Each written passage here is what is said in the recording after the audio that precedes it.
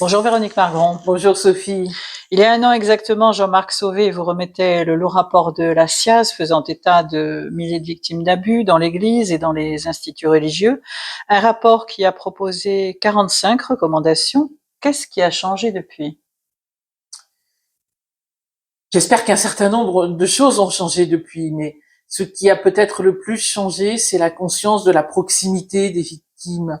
Le nombre de victimes estimé par la SIAZ est extrêmement lourd, 200 000. Ce qui vient dire que voilà, les victimes, en fin de compte, elles sont dans tous nos proches, hier et aujourd'hui, quand nous étions à l'école, aujourd'hui dans nos communautés chrétiennes, dans nos propres communautés parfois, ou beaucoup plus loin de l'Église, en tout cas de l'Église institutionnelle. Donc je pense que ce qui a le plus changé, c'est cette conscience que chaque victime a une histoire singulière, que c'est cette histoire singulière qui a été fracassée, et souvent celle de ses proches. Bref, c'est cette proximité avec des récits de vie, je pense, qui a changé et qui nous rend d'autant plus redevables et responsables que nous ne sommes pas là pour faire face à des statistiques, mais à des histoires bien réelles.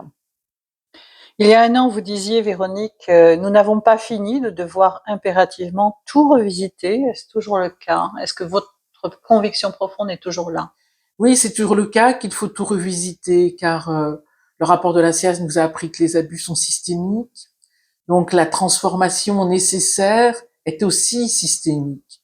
Autrement dit, elle ne touche pas simplement des questions centrales, mais plus évidentes, type la prévention, la formation, mais elle touche aussi la gouvernance, notre manière de vivre ensemble, le respect de droits fondamentaux comme la liberté de conscience, comme l'inviolabilité du corps, comme peut-être repenser la question même de la chasteté, car c'est bien là quand même à la fois un mystère et un scandale incroyable que le pire de la sexualité, à savoir la violence, euh, nous revient sur le devant de la scène, alors même que nous faisons toutes et tous profession à travers le propos de chasteté, de relations ajustées, de relations respectueuses, qui ne sont en principe jamais, qui ne mettent personne sous emprise.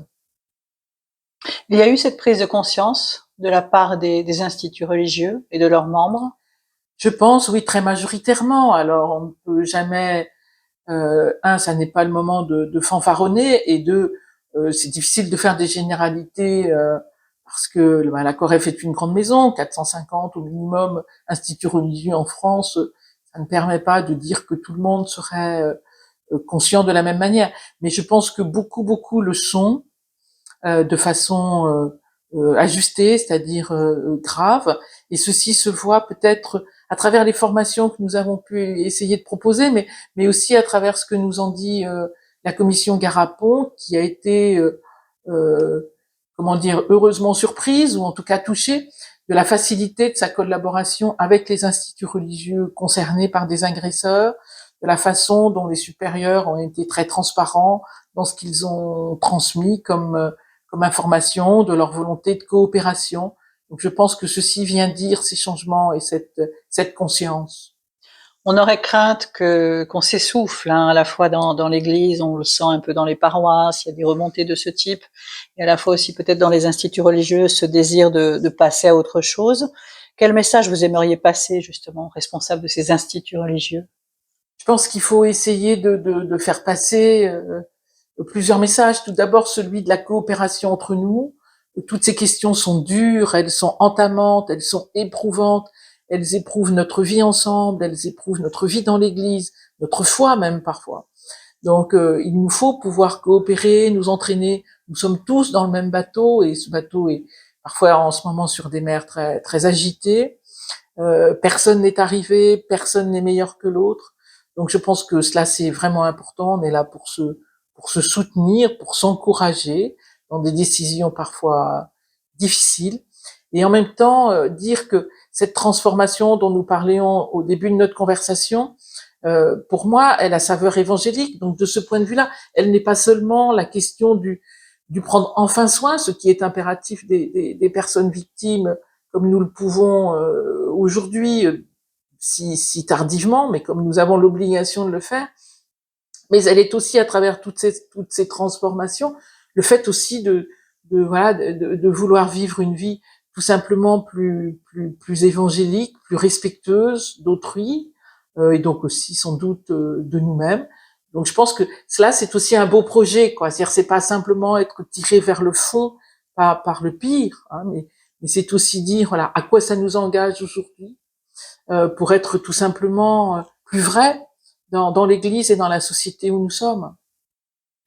Et de l'autre côté, il y a les victimes mineures, les victimes majeures au moment des faits, et qui font part, pour certaines d'entre elles, de leur détresse pour cette prise en compte lente de la réparation, de la reconnaissance. C'est trop long.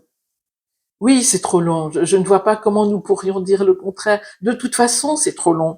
Les victimes ont attendu des décennies avant de pouvoir parler, ou parfois elles ont parlé, mais avant de pouvoir être enfin entendues. Enfin, quelque chose se produit, le rapport de la SIAZ, les deux commissions, du côté de la COREF, du côté des évêques, et à nouveau, nous leur disons que bien malheureusement, il faut attendre. C'est insupportable. Comment dire le contraire? Donc je pense que on ne peut que constater que c'est insupportable.